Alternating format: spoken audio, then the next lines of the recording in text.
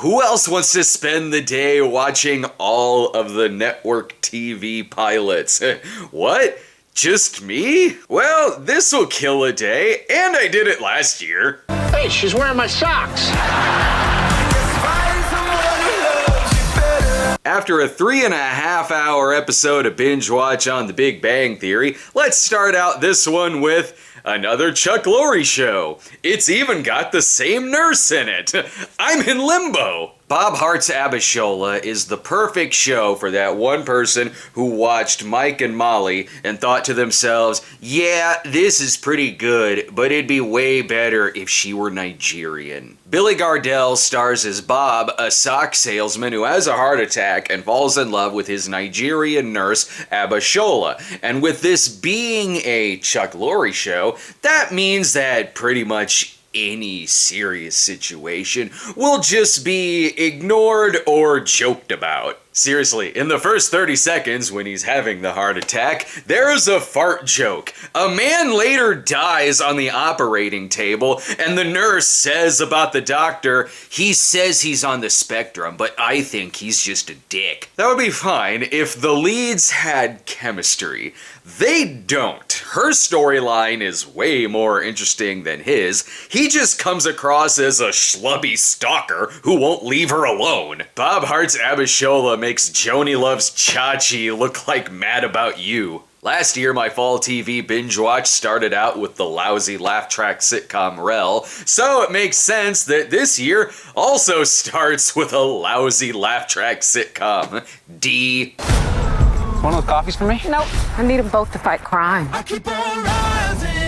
We've had the laugh track sitcom, and now we have the first legal drama of the season. Let's keep our eyes out for the police procedural and the Lost-esque sci-fi show. With a name like All Rise, I wasn't sure if this was going to be a comedy or a drama. It's an hour-long drama, and it stars Misty Knight from Luke Cage and Dex Poindexter from Daredevil, and it's all about judges, bailiffs, public defenders, prosecutors. It's the drama version of Night Court, only less realistic. The show opens with a defendant brought in, pantsless, and when this is pointed out, the bailiff goes nuts, pulls out a gun, and goes, "That's how she was brought in here! They're taking over the country!" Then he shoots the judge, and he himself gets shot dead. That escalated fast, and that was before the credits. The rest of the show is well acted enough, but really boring. Something about a pregnant woman being falsely accused,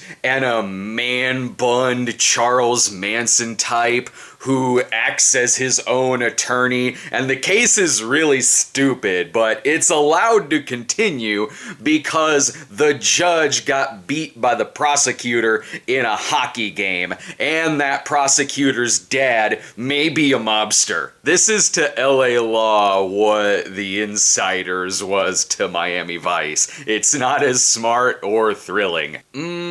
C-. To new beginnings. And to family.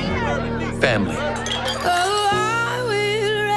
Ah, good. The second Law show in a row. And speaking of LA Law, Jimmy Smits is in this one. The show opens with narration and a montage about family members, and it took me a solid minute to realize that this was the show and not like an insurance or MasterCard commercial. Sydney Strait goes to work for her father Elijah Strait's law firm, only they do not get along. She doesn't like the fact that he has flaws, and he's conservative and she's not. Also, she constantly talks back to the judge and had to be asked to leave a meeting because she was being an ass. I really don't know why they hired her. The positive thing about the show is that Jimmy Smits does continue to be one of our greatest TV actors, but the show is like an Emmy consideration version of All Rise. All Rise was boring trash, but at least it knew it was trash. The show's an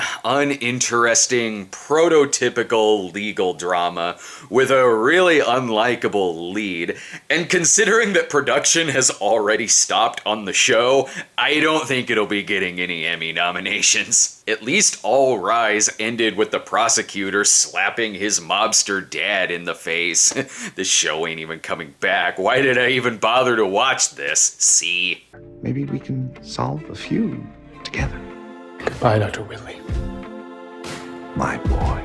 Enough of the legal dramas, now we have the first police procedural of the season. Tom Paine of The Walking Dead stars as a profiler who is able to get into the mind of a serial killer because his own dad, Michael Sheen, was a killer known as the Surgeon. So it's basically Hannibal, only if Lecter was Will Graham's dad, and if Graham and every other character were really snarky. Seriously, he says, "We have a textbook psychopath here," and another character goes, "Sounds like my ex." There is a pretty great scene where they have to chop off a guy's hand because he's handcuffed to a bomb, but even that ends with the line, "I need to give him a hand." I feel like there's a pretty great show in here around the very underused Michael Sheen, who's excellent in this, but there's always that one asshole TV executive who takes any idea and says, "Yeah, but can we make it a police procedural?" But despite it being a huge rip-off of Hannibal, Red Dragon, Manhunter, take your pick, it does have a gimmick and isn't just standard cops versus criminals. Plus, again, Michael Sheen as a serial killer, I can't be too mad at that. B-. Anybody get my hair wet and we fight? Mixed-ish is a spin-off of Blackish and takes place in 1985 and is about a 12-year-old Bo Johnson who, with her family, moves from a hippie commune into regular society. I'm already on board with the casting here that features Mark Paul Gosselaar as her dad, who's like a mixture of Meathead and a hippie Andy Dwyer. And I think this is the only show I can think of whose entire premise is launched because of a present-day conversation about the movie Break-In. I like that the show is about this family from a cult being hit in the face with the real world. Granted, they are living in a super nice house because their grandfather is a wealthy attorney played by Gary Cole. But there is a sweet story here about fitting in without conforming, and I like that the kids are introduced to TV through the A-Team. At school, they feel like they have to pick a race, either white or black, and because of television, one starts becoming Madonna and the other one Arnold Jackson. I've only seen a handful of episodes of Blackish, but honestly, whenever I have, I thought it was a pretty great show. I won't go so far as to say it's as good as Blackish, but it definitely has potential, especially with Gary Cole saying the line, "This is why I don't do cocaine. I am cocaine." B. What? Don't be mad.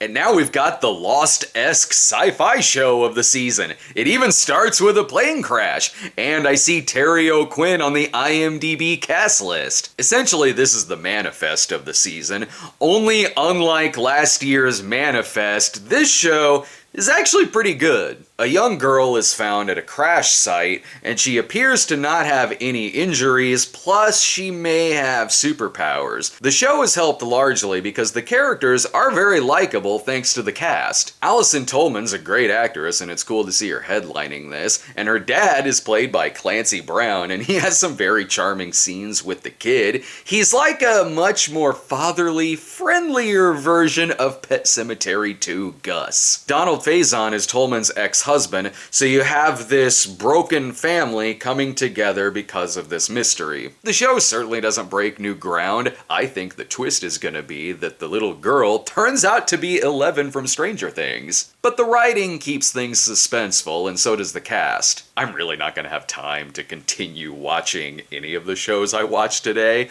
but if I did, I'd probably keep watching Emergence, B+. You okay? There's 2 more in the trunk.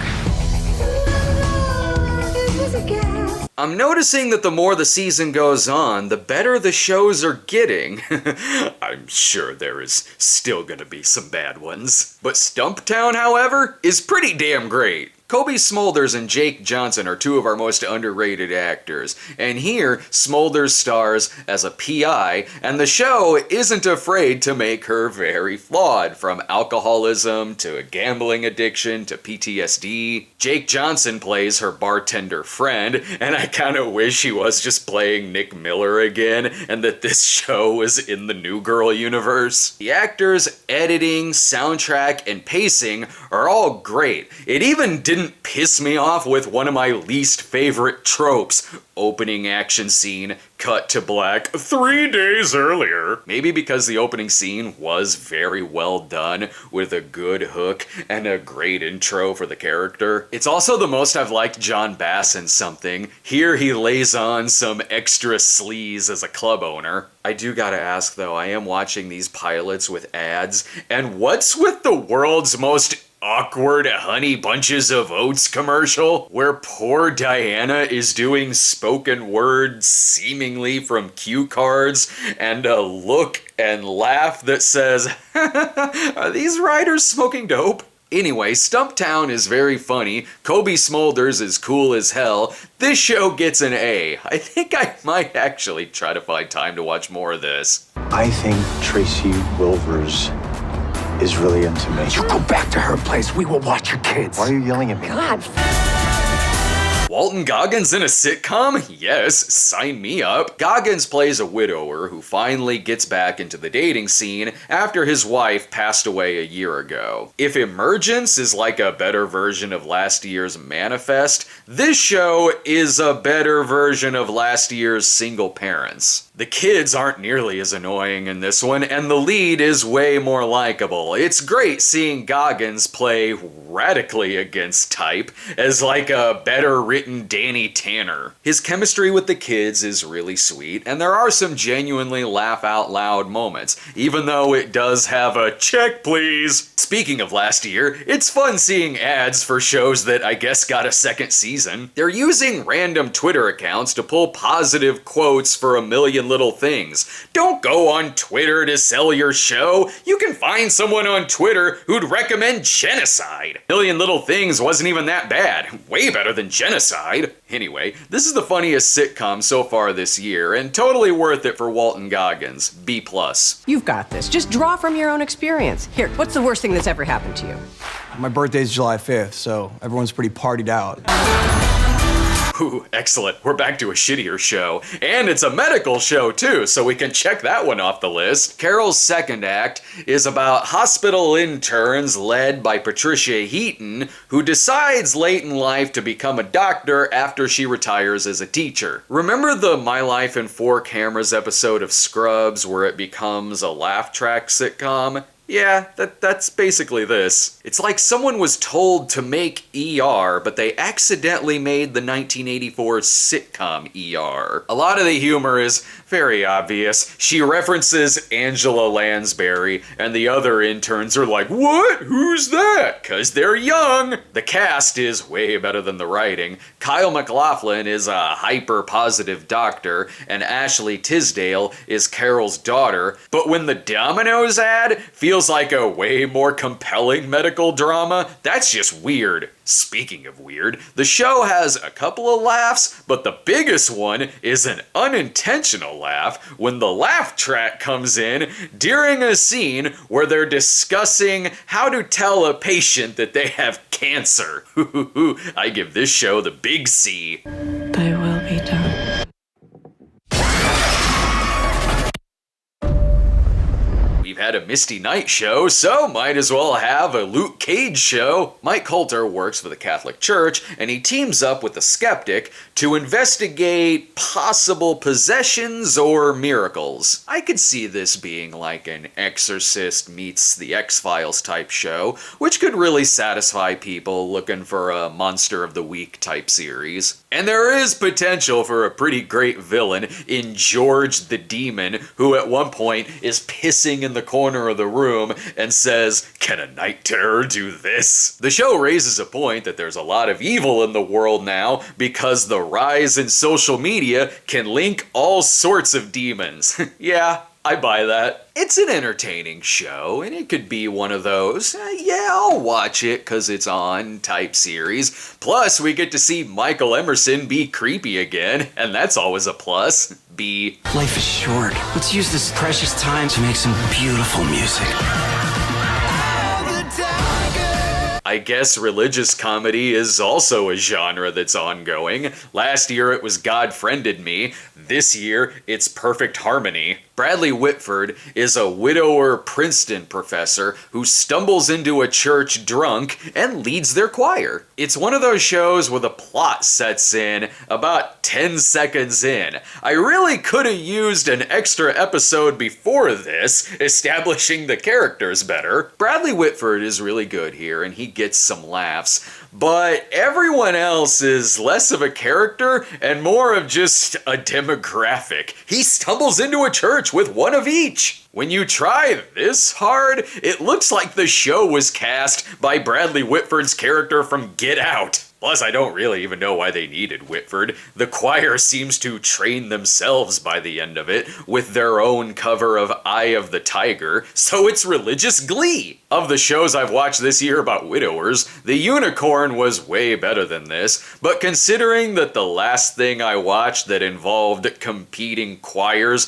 was Sunday School Musical, that bumps this up to a B-. Who Benjamin Franklin was. He's the guy on the 100. Those are my favorites. Yes, but that's not exactly what I'm looking for. Is he Hamilton from Hamilton?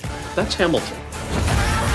Okay, maybe I was a little too harsh on Perfect Harmony. I kind of feel like I'm reviewing the same show again, only switch out a church choir with a group looking for green cards. Cal Penn stars as a disgraced city councilman who seeks redemption by helping a group of immigrants. You can tell that this is from a Community producer because Cal Penn is basically Jeff Winger, and if the study group needed to get citizenship and they were all two-dimensional as hell. For a show that's trying to be topical, it feels really dated. There's an Anthony Weiner joke that goes, "Can you believe he did that? And with the last name Weiner?" Also, it asks us to believe that in 2019, Penn would be forced to resign for public drunkenness.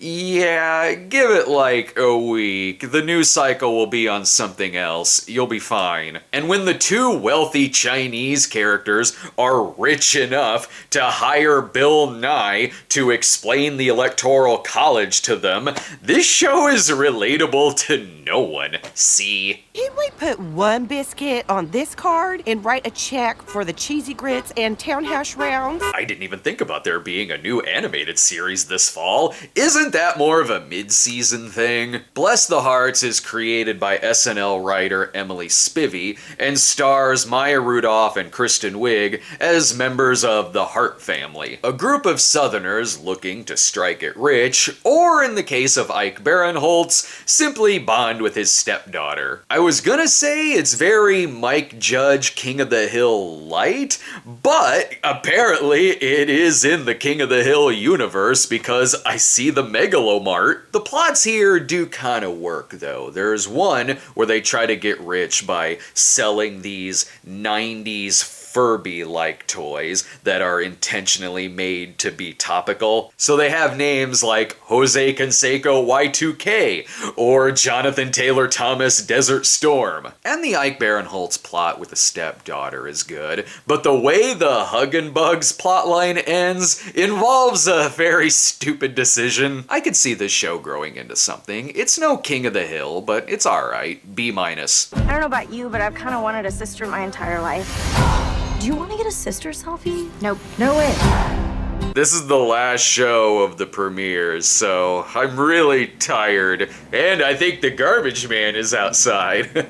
Kinda wish this was a sitcom, but it's not. It's an hour long, because of course it is. Although, one thing that's keeping me awake is that this is by far the weirdest show of the season. This is an American remake of an Australian show called Sisters, about 3 women who find out that they could be half-sisters because a fertility doctor, played by Timothy Hutton, used his own sperm to impregnate hundreds of women. And if that weren't crazy enough, you better believe it gets incestuous at one point when one of them may have hooked up with her half-brother. This show is getting ravaged by critics, but I kind of want to stick up for it a little. This show is developed by a producer of last year's I Feel Bad, and it's way better than that, though both of them are unintentionally creepy. For every critic appalled and outraged by this, look, it's a nighttime soap opera. It's icky and far-fetched and dumb, but it does seem aware that it's trash. If you're offended by this show, don't watch a daytime soap opera. Your head will explode. Maybe it would be better as a daytime drama, but I do respect that a show this crazy is put on during prime time. Side note, while All Rise may have Daredevil Poindexter, this one has original Poindexter Timothy Busfield. Maybe that info is just for me. The show does take lightly some pretty serious issues in favor of petty drama, but because of that crazy melodrama, it's not boring. Emily Osment is a celebrity gymnast who beats the hell out of a guy in one scene because he grabbed her ass at a photo op. One sister's lesbian lover is the lawyer suing Hutton for assault. Like last year's Million Little Things, this show could be a guilty pleasure of the season. C+. We discovered plenty of new shows this season. It's pretty easy to say what the best is, Stumptown, and what the worst is, Bob Hearts Abishola. But on a personal note, I'm in a new city now. It's time to find brand new places to eat on days when I'm binge watching. Today I ordered from Magic Kitchen, really affordable Chinese, and the portion sizes were excellent. The chicken had a great crunch. The sky's the limit on restaurants here.